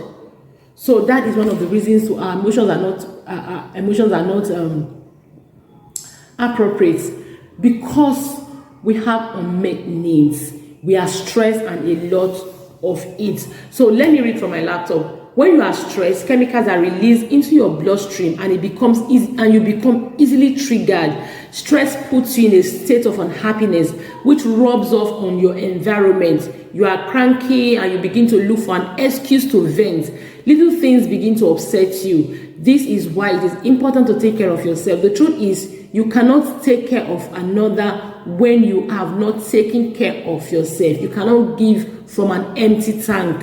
You need to refresh and refill to take care of another. Let me give you an example. Each time there's a commotion in the airplane, and the airline would tell parents to put on their oxygen masks first before attending to their kids. Now, this is because you need to be safe. Really, you need to be in a good place for you to be able to take care of your children. The truth is, with the level of work that needs attention, bills piling up, commitment, a lot of things, and even your expectations as a parent, it is easy for you to be mentally stressed. Now, these expectations always seep in energy, every now and then. And so it's easy for you to be mentally stressed.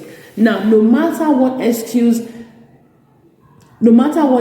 is, prioritizing self-care is very important. It helps you stay mentally healthy. If you are not mentally healthy, you are going to always be stressed. And you are going to vent on your children, unleash, always let your children take the blame, push them, because you are going to always be triggered. And like I was talking about, when you talk about not mentally being a good place, it's not just being pressured physically. We have a lot of things, a lot of reasons we are pressured. Sometimes you set goals, you're not able to meet your goals. What happens? You are pressured. I remember not just setting goals, even home fronts, house chores, especially for moms. They put you under pressure. Even when your spouse is not forthcoming, it puts you under pressure. I remember a colleague of mine back then used to say that each time she was living with her elder sister, because her elder sister was living close to her office place. Now, each time her elder sister and her husband had issues, the way she knew was the elder sister comes out shouting at the children all the time, barking at them, and she will always be like, sis me, these children are not responsible for what is happening. Why don't you fix your marriage? That is what happens, That stress she's having with her husband, or rather, was pressuring her. And the poor children, they went to elephant fights, the grasshoppers.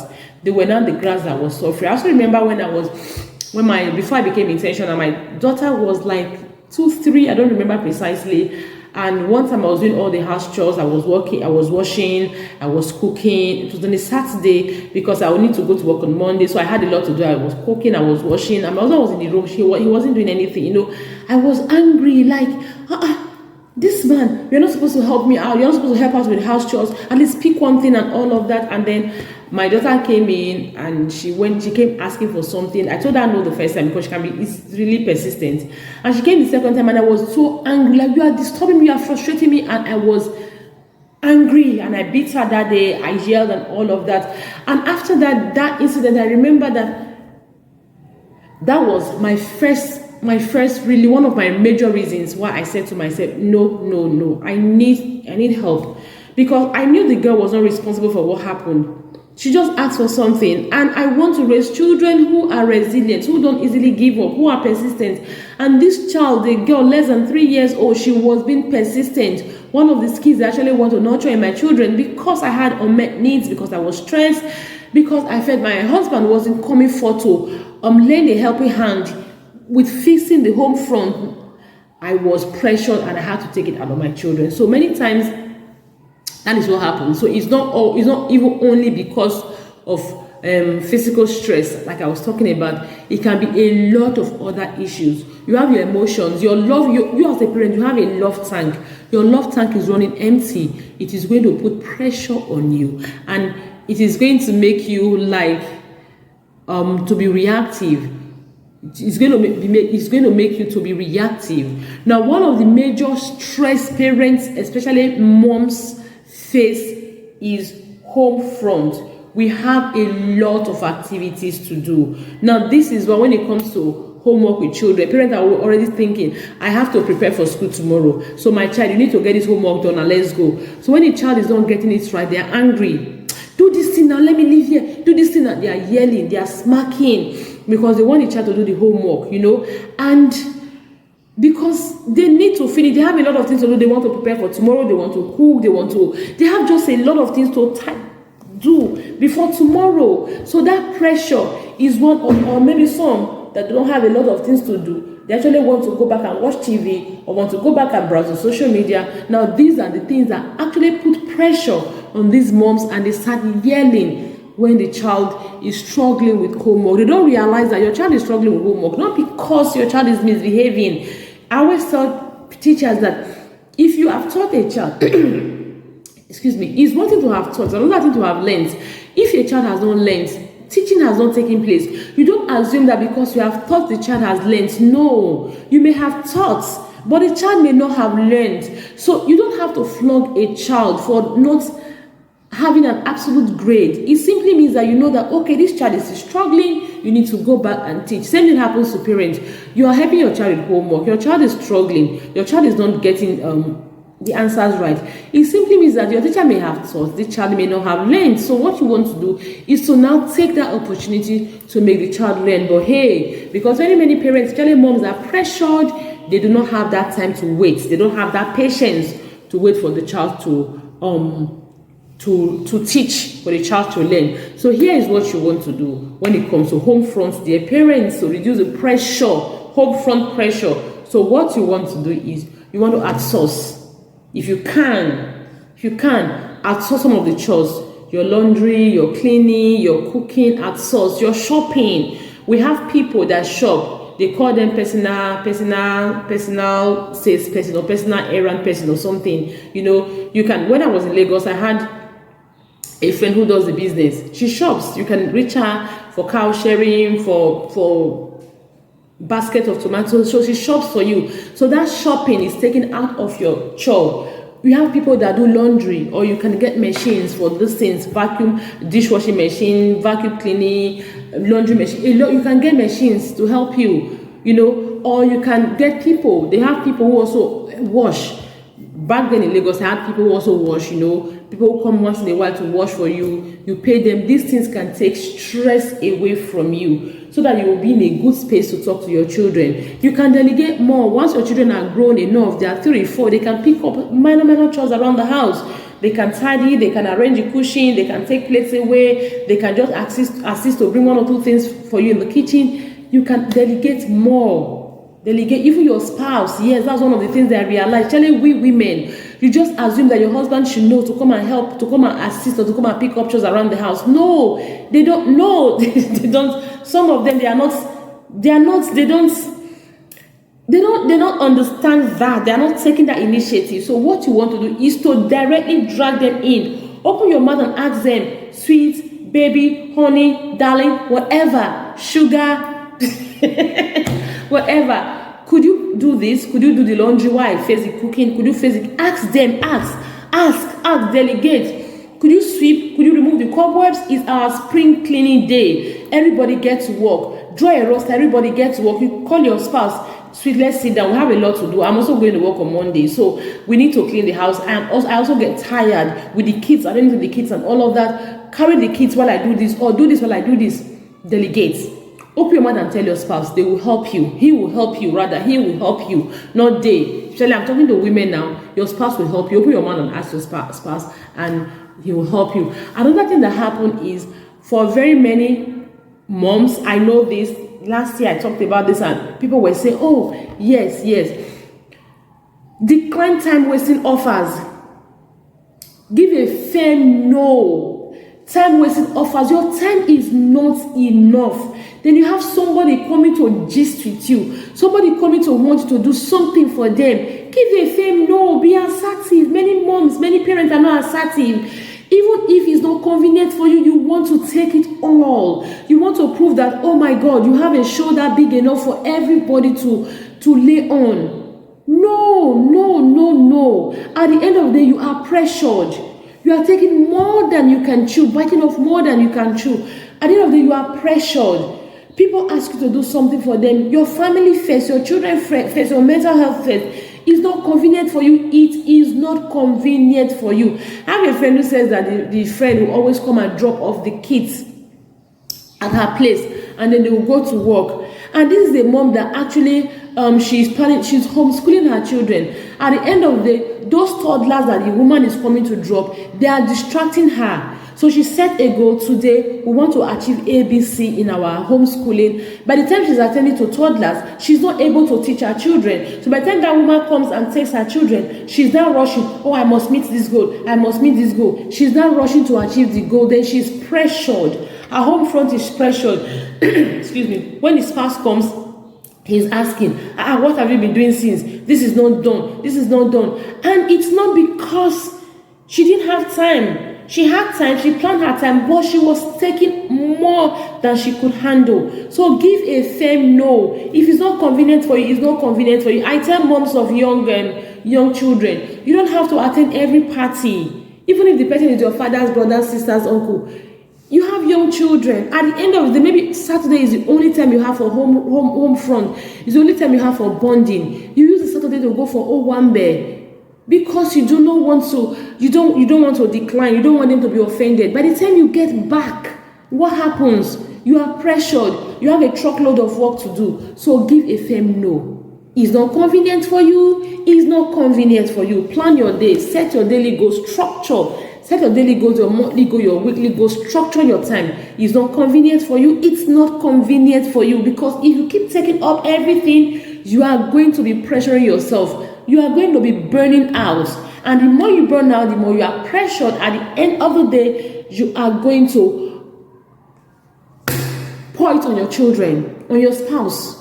Yes, pressure comes in the way. No matter how emotionally intelligent you are, once you have unmet needs, you have pressure, then they are always going to come in the way. So you want to learn to give a firm no. I said, outsource what you can, get help as much as you can get help, have people help you out. If you can afford a house help, get a house help.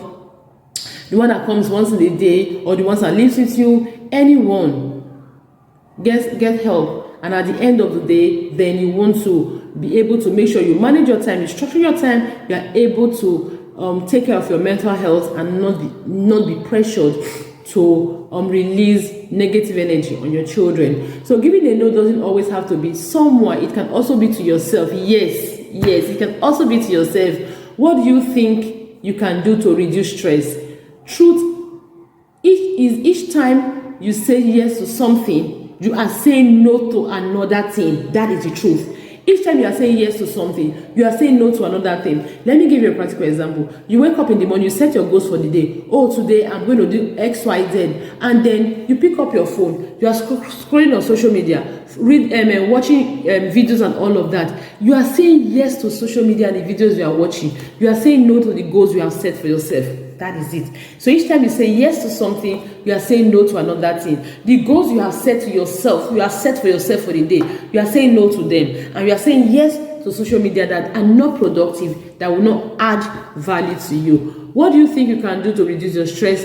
The truth is, each time you say yes to something, you say no to another thing. For example, there was a time I would watch movies. Oh yes, there was a time I was watching movies into the night and sleep late. Those times I went to bed.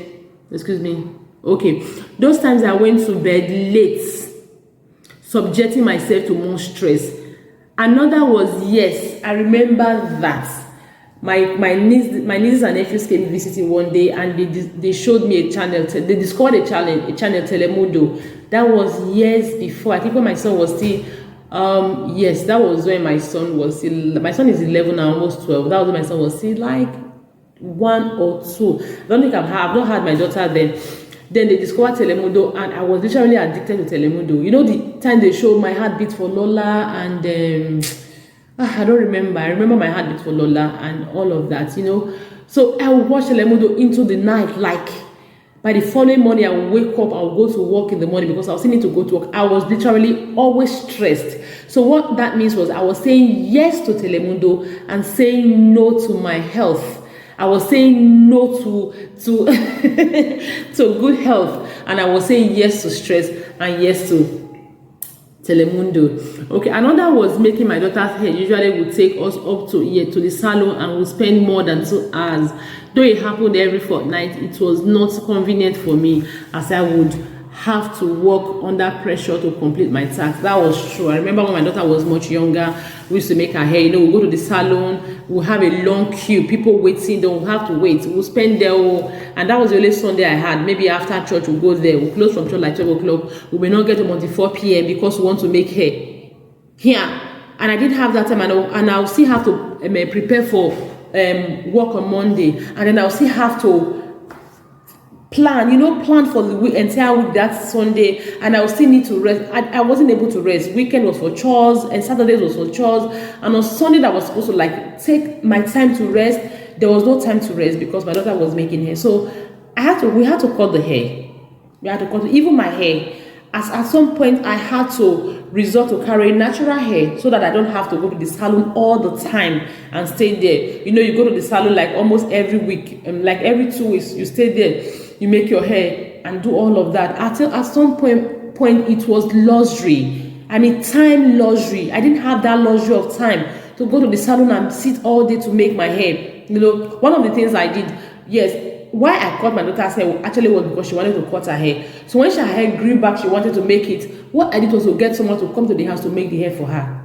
You come to the house, we make the hair for her, and the woman was also making my hair. So that way, we're in the house. I could still be doing what I was doing around the house. So I had to like structure my Sunday chores and planning for Monday into the time she will come to the house. That way, I'm not waiting. I'm not waiting at the salon for 2-3 hours to get on my turn. I'll have to wait for that structure that time. So when the woman comes and she does the hair, and then I can actually have time to rest. So another thing that puts stress and pressure on people is financial stress.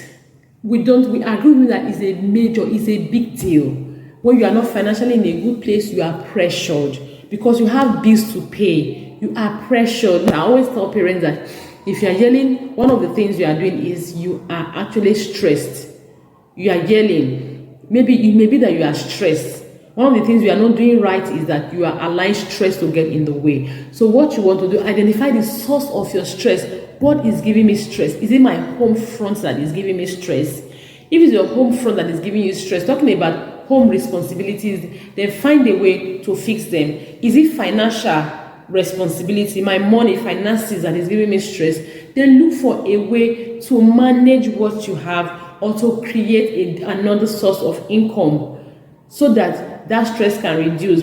Do you just have do you have set goals? Your goals are not met, you are not meeting your goals. Is that what is giving you stress? Then maybe your goals are not realistic. You need to know how to create smart goals so that your goals will be realistic. Is it that you have you are constantly comparing yourself with people? That is what is stressing you. You need to deliberately not just identify your stress, the source of your stress. You also want to invest in self-care. Create a routine for self-care. So in this place, I have a template in this sheet again. I have a template which you have seen that will help you plan your full day, your entire day, from when you wake up to when you go to bed. You will plan your entire day. And now here is what you want to do. After planning your entire day, ask yourself, what do I do? As in, after when you get this sheet, you can print it out. Then you ask yourself, what do I do so time? You plan your entire day. Then you realize that there are times you just commit to wasting of time. There are times you are scrolling on social media aimlessly. You are looking for gossip blogs. There are times you are not doing anything. So 24 hours is not enough. Then you still have time you are wasting. Now this time is what is coming in the way of your productivity. So what do you want to do? You want to mark those times. Now, instead of using those times aimlessly, instead of wasting those time and using them on productivity, you want to now insert something productive, something you want into that time. It can be rest. It can be just, okay, let me take this 30 minutes to rest. I remember a parent last year said she's not made her hair for a long time. She's not made her hair for a long time. So when we carried out this activity, then she was able to identify the time she could actually commit to making her hair. For a long time, she's not made her hair. So she was able to commit that time to making her hair. And then that actually was something she was able to achieve after that class. So there are a few things you can do to take care of yourself. And I also have them here, which you have seen. And I hope you have identified one already that you use to take care of yourself. Because you need to refill. Like I said, you need to refill. You need to refresh and refill. To be in a good place, your tank needs to be full. For you to be able to give out, to help others.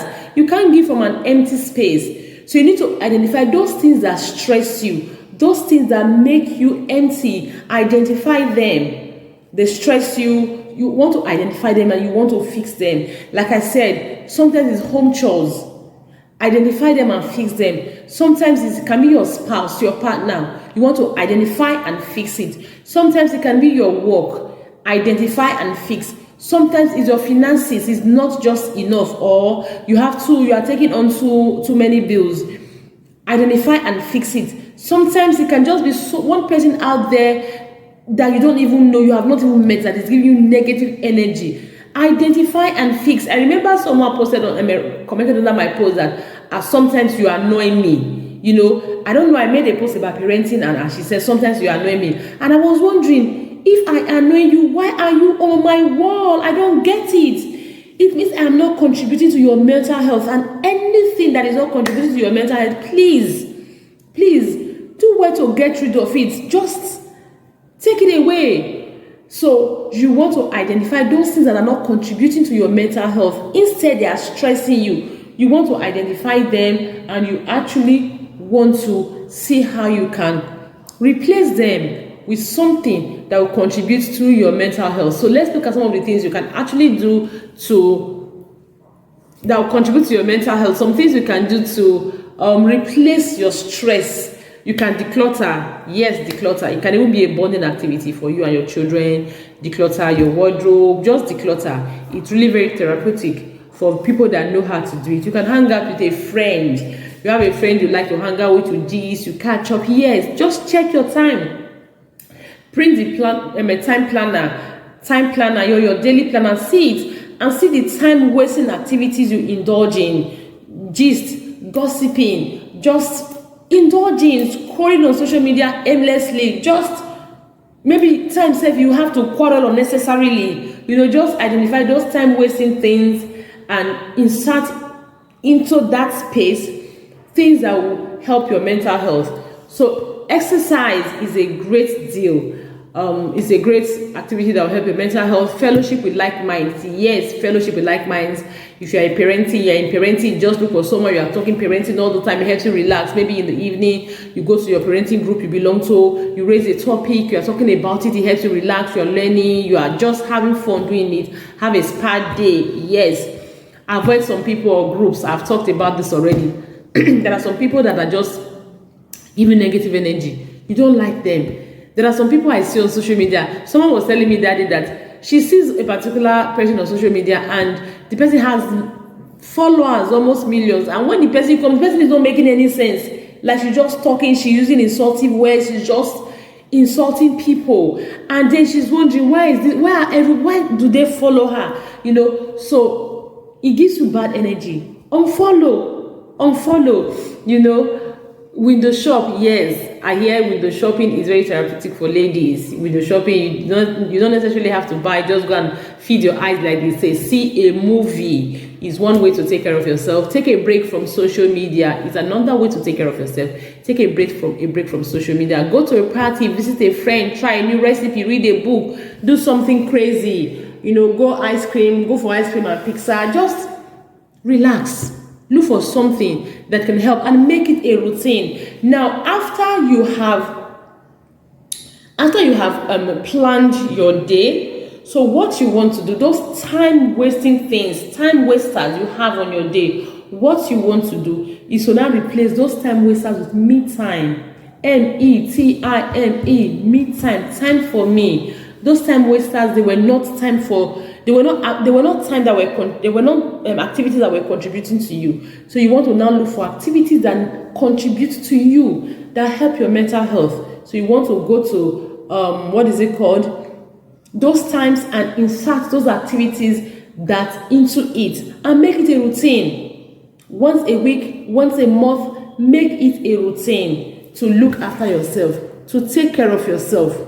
Make it a routine. That is what you want to do. Now, at the end of the day, if you're in a good place, you realize that if you're always happy, you will have happiness to spread. If you're always happy, if you're in a good place, you realize that you will always be full and you actually have something to share, to give, to go around. You always be in a good place. If you are less pressured, if you are less stressed, you'll be able to think positively, affect your children and affect everyone around you. So I'm going to share this. Rather, you have this already. Like I said, a visionary parent already has this material, and we have used it previously. It's just for you to have us to remind us of our emotions and staying in check and all of that. Now, that's the essence of having this class all over again. We're already in a good place, but we want to remain in that good place or even be better. So this brings us to the end of our emotions control. We are going to continue the conversation in either the Telegram group or the WhatsApp group. Thank you so much for joining me to do this. See you in the group. Bye-bye.